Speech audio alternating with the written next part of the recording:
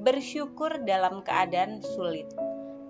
Firman Tuhan terambil dari Efesus 5 ayat 20 dan Kejadian 45 ayat 5 berkata demikian. Ucaplah syukur senantiasa dalam segala sesuatu dalam nama Tuhan kita Yesus Kristus kepada Allah dan Bapa kita.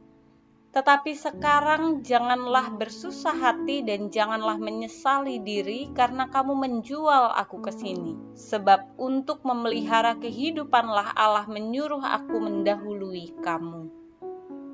Suatu hari seorang jemaat berkata, tahun ini akan menjadi tahun yang sulit.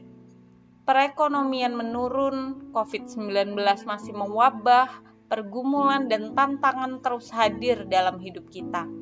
Jangankan bersyukur, bertahan saja sulit. Bisa saja kalimat jemaat ini juga kita katakan, yang sama-sama mengalami masa sulit akibat pandemi COVID saat ini. Dalam renungan hari ini, kita melihat contoh kehidupan Yusuf. Yusuf adalah seorang yang mengasihi Tuhan dengan sungguh-sungguh. Suatu hari ketika ia sedang bekerja di rumah Potifar, istri Potifar menggodanya. Tetapi apa yang dilakukannya? Dia justru melakukan apa yang benar di hadapan Tuhan. Dia menolak godaan itu. Dia harus menerima sebuah akibat yang tidak menyenangkan. Dia difitnah dan dijebloskan di dalam penjara. Itu bukan sebuah hal yang mudah.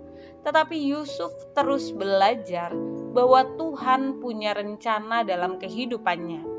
Dalam Kejadian 45 ayat 5, Yusuf mengatakan bahwa Allah mengirimnya mendahului mereka ke Mesir dan mengizinkan semua hal buruk terjadi. Namun pada akhirnya mendatangkan kebaikan dan pemeliharaan bagi keluarga Yakub. Yusuf dapat melihat segala sesuatu dalam rencana Tuhan, bahwa Tuhanlah yang memimpin kehidupannya sampai dia menjadi orang yang terhormat di Mesir. Yusuf dapat mengucap syukur walaupun melewati berbagai pergumulan yang tidak mudah dalam hidupnya. Harus diakui bahwa keadaan penuh pergumulan, bersyukur terkadang menjadi hal yang begitu sulit.